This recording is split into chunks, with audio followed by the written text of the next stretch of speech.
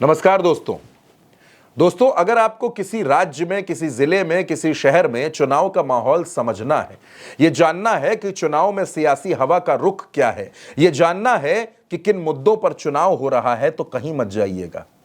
आप उस जिले की, उस शहर की कचहरी में चले जाइएगा।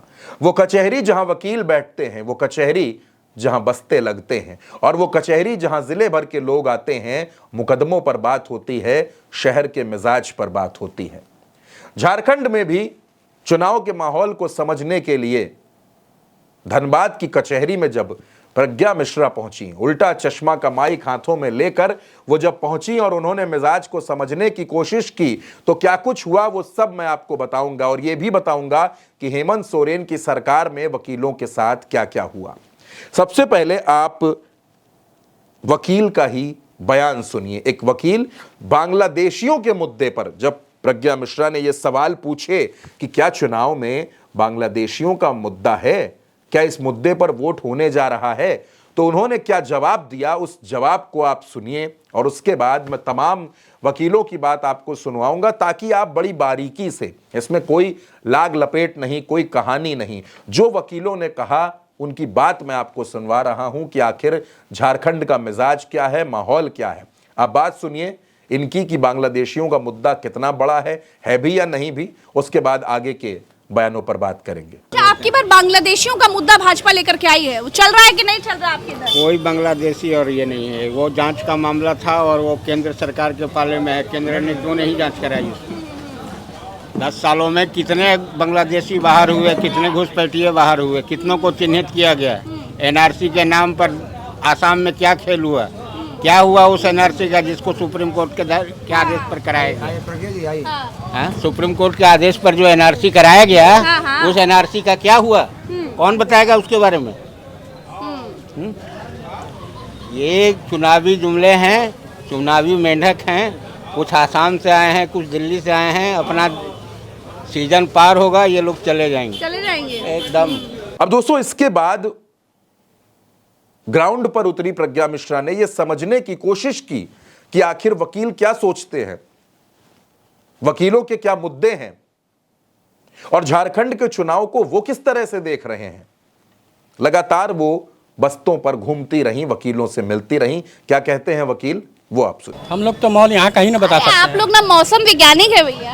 हम लोग तो ये सिर्फ धनबाद का ही बता सकते हैं ना। हाँ, तो चलिए धनबाद का बता दीजिए। धनबाद से तो खैर क्लियर है। बाकी ऑल ओवर अगर बात करें कि हेमंत सरकार वापस आनी चाहिए कि बदलाव होना चाहिए? नहीं, ऐसा कोई दिक्कत नहीं आएगी तो कोई दिक्कत नहीं आएगी तो भी दिक्कत नहीं, बदलाव करके देखने का मन तो होगा। ऐसा कुछ नहीं, मन भी नहीं है, बदलाव भी नहीं करेंगे। नहीं ठीक है, सब ठीक चल रहा है। हाँ सब ठीक। अब सिलसिला यही नहीं थमता दोस्तों, कुछ और वकीलों के पास भी वो पहुंची कि भाई वकीलों के लिए झारखंड में क्या कुछ हो रहा है, क्या कहा जा रहा है, क्या समझा जा रहा है, क्या सोचा जा रहा है, और वकील क्या सोच रहे हैं। भाई झारखंड में इंडिया गठबंधन मजबूत है, जेएमएम कांग्रेस मजबूत है, या फिर भारतीय जनता पार्टी और आजसू का गठबंधन मजबूत है, ये समझने के लिए भी वो आगे बढ़ी। तो वकीलों ने क्या बताया? इंडिया गठबंधन के बारे में क्या कहेंगे? क्या लगता है कि ये गठबंधन चल पाएगा? ये गठबंधन भारी पड़ रहा है बीजेपी के ऊपर? बीजेपी के ऊपर भारी पड़ रहा है इंडिया गठबंधन। अच्छा, और फिर से ही जो इंडिया गठबंधन की सरकार बनेगी। अच्छा, चलिए, झारखंड के लोगों की जो सोच है वो बिल्कुल जबान पर है, जो उन्होंने सोच रखा है वो बोल दे रहे हैं फटाफट। अब दोस्तों, वकीलों की बात आपने सुन ली, जो वकील कह रहे हैं, लेकिन हेमंत सोरेन की सरकार ने वकीलों के लिए क्या किया, उन फैसलों को भी जानना बहुत जरूरी है। दरअसल हेमंत सोरेन ने कैबिनेट की बैठक से तमाम प्रस्ताव वकीलों के पक्ष में, उनके हित में पास किए। जैसे वकीलों को 5 लाख रुपए तक का हेल्थ इंश्योरेंस दिया गया।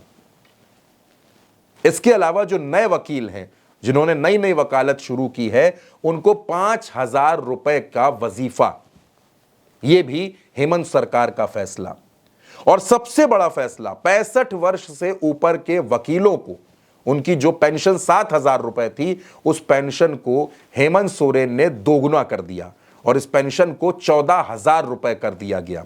और वकीलों के बीच में हेमंत सोरेन के ये तीनों फैसले बहुत ज्यादा चर्चाओं में है। वकील इस पर बात जरूर करते हैं। तो दोस्तों, मैंने आपको ग्राउंड रिपोर्ट के जरिए यह बताने की कोशिश की कि आखिर झारखंड के वकील क्या सोचते हैं, झारखंड के वकील झारखंड के चुनावी मिजाज को किस तरह से देखते हैं। इसी तरह से झारखंड के अलग अलग लोगों से जो हमारी कवरेज जारी है, जो बातचीत जारी है, वो भी हम आपको सुनवाएंगे, वो भी हम आपको बताएंगे, ताकि आप झारखंड के चुनावी दंगल को बारीकी से समझ सके। फिलहाल इस वीडियो में इतना ही। इस वीडियो पर अपनी राय जरूर दीजिएगा। नमस्कार।